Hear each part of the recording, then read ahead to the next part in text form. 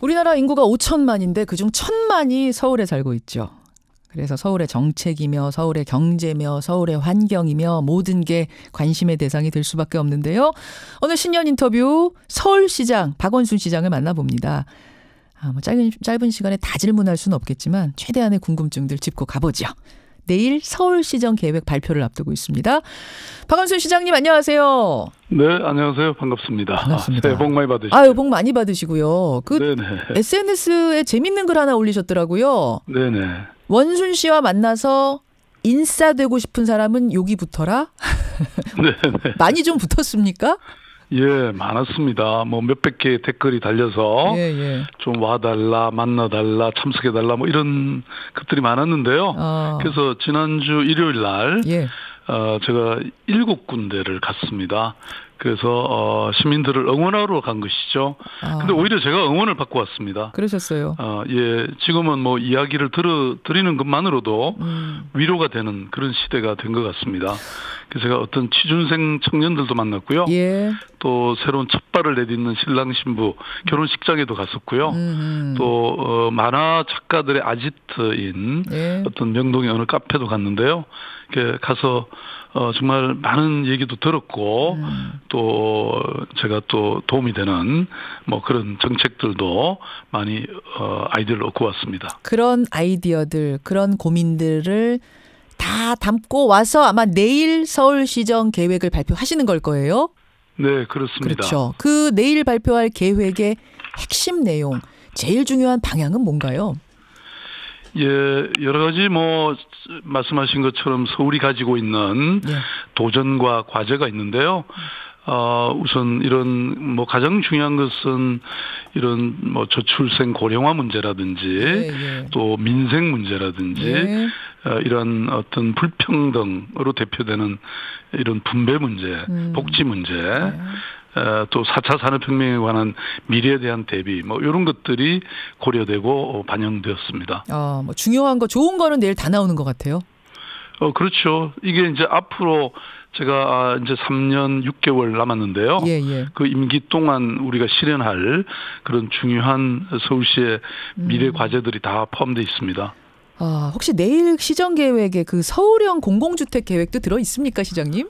그렇습니다. 그렇군요. 네, 지금 저희들은 어쨌든 이제 부동산 문제가 단순히 어떤 사고 파는 그런 이 주거의 문제가 아니고 지속 가능한 시민의 주거권이라는 측면에서 저희들이 종합적으로 접근하고 있습니다. 무엇보다도 그 공공 임대주택을 저희들은 체계적으로 공급해서 적어도 향후 제 임기가 마칠 때는 OECD 평균 9%보다 더 많은 약 38만 호, 40만 호 정도의 공공 임대주택을 공급하겠다 이런 계획들이 들어 있습니다. 사실은 그 서울 집값을 어떻게 안정화시키느냐. 모두 다 서울로 들어오고 싶어 하는데 집은 없고 그래서 서울 집값은 올라가고 특히 인기 있는 지역은 더 올라가고 이거를 잡겠다는 게 서울시 목표뿐만 아니라 정부의 목표기도 한데 잘 안 되잖아요.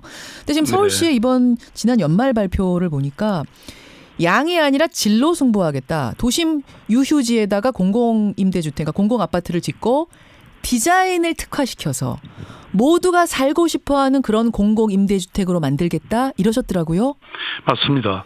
그 세계적으로 시민들의 삶의 질이 가장 높은 도시들이 있는데요. 예를 들어서 오스트리아의 비엔나가 공공임대주택의 비율이 약 40% 되고요. 그다음에 이 싱가포르이 90% 뭐 이렇게 됩니다. 그런 거에 비하면 우리 서울은 사실 서울뿐만 아니라 전국이 이런 공공주택이 없죠. 공공주택이 없는 것도 없는 거고 또 지어놔도 임대주택 지어놓으면 주변에서 싫어하고 집값 안 오르고 뭐 이런 약간 기피 대상처럼 돼 있어요. 그래서 지난번 제가 발표했던 우리 공공주택 대책에 대해서는 그런 내용들이 다 해소되어 있습니다. 저는 무엇보다도 이 주택이라는 것이 이 사는 것이 아니라 사고 파는 것이 아니라 사는 곳이다. 그래서 이것이 단순 구호가 아니라 보편적인 상식으로 자리매김해야 된다. 주거권의 개념에서 접근해야 된다. 이런 이제 철학을 갖고 있고요. 그게 반영된 게 바로 그 발표 내용입니다. 그래서 말씀드린 것처럼 우선 저희들이 24만 호를 지금 제가 지금까지 임기 중에 13만 호 정도를 공급했는데요. 앞으로 24만 호를 더 추가 공급하겠다. 그리고 거기에 8만 호의 공공주택을 주로 도심을 중심으로 아까 말씀드린 것처럼 도심에다가 이걸 지으면 짓거나 매입해서 공공주택으로 전환시키면 말하자면 도심도 활성화되고 또 공공주택도 공급하게 된다. 그리고 뿐만 아니라 이렇게 양적으로 늘어나는 것이 문제가 아니라 과거에 좀 이 공공주택이라고 하면 굉장히 낙후돼 있다. 그렇죠. 뭐 이런 이미지가 있지 않았습니까? 민간 기업의 아파트보다 무슨 프로 땡 오니 무슨 레 땡 아니니 이런 데보다 훨씬 디자인도 떨어지고 뭔가 투박하고. 그랬죠. 네. 그런데 그걸 완전히 바꾸겠다. 그리고 뿐만 아니라 어린이집이라든 창업시설 같은 이런 커뮤니티 시설 또 미래 혁신 시설 이런 걸 필수적으로 넣어서 이런 기존의 주택에 대한 고정관념을 깨는 혁신적인 건축과 또 실험적 시도를 하겠다. 제가 SH공사 사장한테 이건 특별히 요청하고 그래서 지금 다양한 지금 논의가 진행 중입니다. 자, 그래서 예로 들겠습니다. 제가 예로 발표하신 걸 하나 보겠습니다. 북부간선도로 위, 그러니까 여러분 아래가 아니라 위입니다. 북부간선도로 위에 신내 IC와 중랑 IC 사이에 2만 5천 제곱미터. 이걸 평수로 하면 7,562평 정도 되는데요. 그 7,500여 평에다가 인공 지반을 닦아서 공공주택, 우리가 말하는 그 공공임대주택이요. 1,000호를 짓겠다. 근데 기존 아파트와 차별되는 독특한 디자인으로 지어서 질적 차별화를 이루겠다. 이런 구상의 예를 하나 드셨네요. 예, 그렇습니다. 근데 이게 언뜻 듣기엔 굉장히 매력적인데 이게 현실성을 고려하신 건가요? 그럼요. 지금 도로 위에 이렇게 집을 짓는 것 또는 공원을 만드는 것 이런 것은 사실 뭐 외국에서는 흔히 볼 수 있는 내용인데요. 집 한 채가 아니라 지금 7,500평에다가 1,000호 아파트를 어떻게 다리 위에 도로 위에 지어요? 그 도로가 굉장히 넓고 그러니까 주변이 사실은 산이고 비교적 그 환경이 괜찮습니다. 지금 제가 이제 외국의 시장들하고 친한데 특히 파리의 앤 이달고 시장하고 친합니다. 그 앤 이달고 시장이 지금 역점적으로 추진해서 파리 시민들의 인기를 끌고 있는 게 바로 리인벤트 파리라고 하는 프로젝트인데요. 그게 바로 이런 내용입니다. 그래서 이게 도시 간의 이 연결도 이루면서 또 그 위에 아주 쾌적한 주거 환경이나 또는 여러 가지 문화시설 뭐 이런 걸 지어서 도시의 매력을 듬뿍 증대시키는 그런 프로젝트거든요. 우리라고 못할 이유가 없죠. 그러면은 기존 도로면은 차들이 계속 다닐 텐데 건설 기간 동안 안전한 건가요? 그럼요. 지금 뭐 파리뿐만 아니라 베를린이라든지 제가 가본 그 바르셀로나 같은 경우에는 이제 집은 짓지 않고 그 위를 공원으로 만들었는데 뭐 그 사실 밑으로는 차가 다 다니고 있는데 위는 그게 뭐 차가 다니는지 느끼지도 못할 정도로 그런 쾌적한 공원들도 있고 건설 공법이 기법이 가능하다. 그거는 기대하셔도 좋습니다. 자, 또 하나는 특별한 디자인. 그러니까 뭐 기존의 민간 아파트보다 더 좋은 디자인으로 모두가 살고 싶어하는 공공임대주택을 만들려면 시공 비용이 만만치 않을 텐데 시공비가 올라가면 그 공공임대주택에 들어와 사는 시민들의 보증금 올라가고 임대료 올라가는 거고 그렇게 안 하려면 결국은 시 재원을 투입해야 하고 둘 중에 하나 아닙니까? 그러려면 서울 시민들이 동의해야 하고 이 부분은 어떻게 보세요? 저는 뭐 디자인이라는 게 물론 기본적으로 비용이 드는 일이긴 합니다만은 뭐 반드시 또 큰 비용을 들여야 된다고는 생각지 않습니다. 결국은 창의적이고 혁신적인 아이디어이고 또 지금과 같은 그 성냥갑 같은 이 천편일률적인 아파트 문화는 어쨌든 저는 극복해야 된다. 이런 생각이 들고요. 아까 말씀드린 것처럼 저희들은 기존의 유유지라든지 또는 이제 도심 안에서는 용적률이라든지 이런 걸 인상해 줌으로써 서울시가 공공 기여를 받는 것이거든요. 그래서 이게 토지 비용이나 이런 게 이제 사실상은 안 들어가는 것이기 때문에 뭐 그 가격은 일반 그 시중에서 짓는 아파트보다는 훨씬 더 싸게 할 수 있다 저는 그렇게 봅니다. 그런 현실적인 고려도 하셨단 말씀이세요. 네네.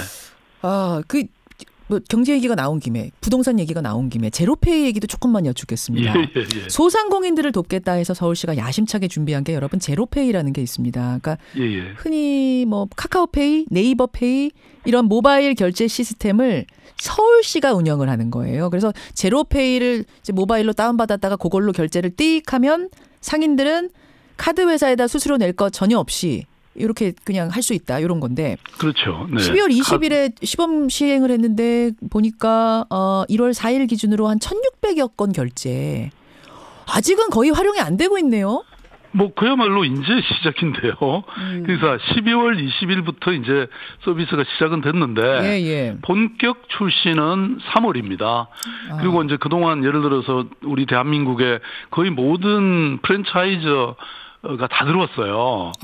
편의점이라든지 이런 곳이. 그렇죠. 왜냐하면 이게 이제 완전히 카드 수수료가 제로가 되기 때문에 우리 중소상공인이나 자영업자들에게는 정말 이게 뭐 기적 같은 일이죠. 그러니까 안 할 이유가 없는데, 근데 이런 걸 이제 장착하기 위한 여러 이 시설이나 설비를 하는 과정이 지금 시간이 약간 걸리고 있습니다. 그래서 3월 말 이후에는 이게 저희들 본격적으로 이루어지리라고 보고요. 그래서 지금 뭐 이제 시작인 걸 놓고 이렇게 평가해서는 안 된다고 생각하고. 지금 이제 그걸 저희가 아무리 제가 제로페이 쓰고 싶어서 다운 받았다고 하더라도 그걸 받아주는 가게가 있어야 되잖아요. 근데 가맹점이 지금은 4만 개밖에 안 되는데 카카오페이니 뭐 네이버페이니 이런 데는 한 20만 개 넘어가고 이것도 확보가 가능할까요? 아니, 3월까지? 지금 네이버페이나 이런 게 저희들이 지금 오해가 있는 게 서울시가 직접 운영하는 게 아닙니다. 이게 이건 전부 민간 그 간편 결제 기관들, 방금 말씀하신 그 네이버페이나 이런 것이 이런 것을 이용하게 하자는 것입니다. 네. 그러니까 이게 민간의 그동안 간편 결제 기관들을 활용해서 QR 코드를 통해서 이게 찍으면 그렇게 그 카드 수수료가 제로가 된다. 그러니까 다시 말씀드리면 서울시는 이것을 널리 홍보하고 모든 이 소상공인과 자영업자에 도움이 되게 하자는 것이지 실제 저희들이 이걸 운영하는 게 아니라는 겁니다. 지금 시중에 13개 정도의 간편 결제 시스템이 이미 작동되고 있거든요. 네, 그래서 이게 사람들이 오해하고 있는데 실제로는 민간들이 다 하는 겁니다. 그래요. 그럼 카카오페이를 예로 든다면 여기도 지금 소상공인들한테는 가맹점 수수료 전혀 안 받고 있거든요. 대형 마트만 받거든요. 그렇기 때문에 소상공인들은 사실 지금 카카오페이 이미 쓰고 있으면 제로페이로 바꿀 이유는 크게 없다. 카카오페이는 요 결제 우리 시스템은 안 들어와 있습니다. 그러니까요. 근데 나머지 네이버니 뭐 굉장히 많은 기관들이 들어와 있고요. 또 최근에는 아예 또 카드사 몇 곳이 제로페이하고 굉장히 유사한 QR 결제 방식의 페이를 또 출시했습니다. 그러니까 이것은 뭐 꼭 저희들 시스템에 들어오지 않더라도 어쨌든 제로페이 출시가 이런 민간의 QR 코드 방식에 의한 이 카드 수수료 제로에 이런 것들이 확산되는 계기를 지금 만들고 있는 거죠. 저희들이 뭐 바라는 것은 바로 이러한 현상이죠. 관이 들어가서 민을 자극하는 형태. 뭐 이렇게 보면 된다는 말씀이세요? 그런 결과도 초래되고 있다. 이런 겁니다. 알겠습니다. 3월부터 이제 시행이라고 하니까 요건 좀 추이를 더 지켜보기로 하죠. 제로페이. 네네.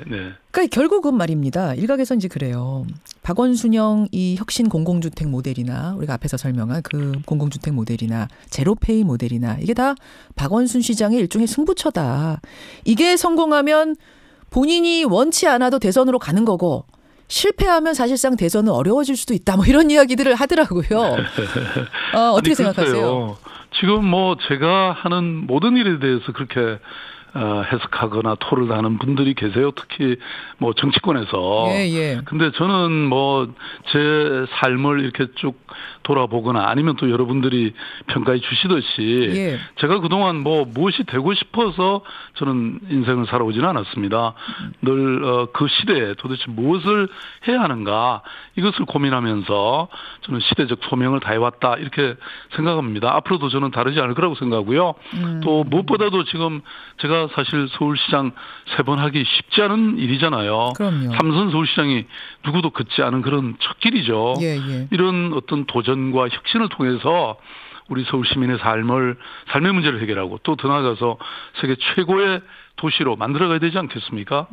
그 길을 열심히 가고 있는데 예. 다른 말씀들은 좀 이렇게 다른 해석은 삼가해 주시면 좋겠습니다. 그러니까요. 다른 해석을 저도 좀 삼가하고 싶은데 자꾸 네. 새해 되면 대선 주자 여론조사하고 거기에 또 이름이 오르시고 네. 그러면 청취자들이 또 궁금해하시고 그러면 저는 또 질문을 드릴 수밖에 없고 네. 이런 거 이해하시리라 믿고 하나만 질문 드리자면 지금 말씀하시는 중에 그 시대에 무엇을 해야 하는가에 나는 항상 충실해왔다. 그래서 사실은 시민단체를 하다가 지금 시장을 하게 되시는 거고 그것도 한 번이 아니라 지금 3번 하고 계시고 만약 시대적 요구가 그러면 대선의 부름, 대통령직 도전하라라는 부름이 있다면 그것도 그럼 마다하지 않을 생각은 있으신 거죠? 방금 그 말씀 드렸는데 제가 저는 그러니까 무엇이 돼야 되겠다 이런 생각을 한 적이 없습니다. 다만 그 시대에 요구되는 일을 그 자리에서 열심히 하는 것이다. 저는 이렇게 생각을 하고요. 예. 지금 서울시장이 얼마나 막중한 자리입니까? 지금 우리에게 요구되고 있는 이런 민생의 문제, 경제 문제 이걸 제가 풀어내겠다고 신년사에서 말씀드렸고 신년 초부터 제가 현장을 다니면서 이런 다양한 이 경청과 또 대안을 통해서 서로 그렇게 만들어가고 또 그런 문제를 해결해 가고 있는데요. 아무튼 그런 말씀 이제 질문 안 하셔도 좋겠습니다. 알겠습니다. 여기까지 말씀 듣죠. 고맙습니다. 네, 감사합니다. 서울시 박원순 시장이었습니다.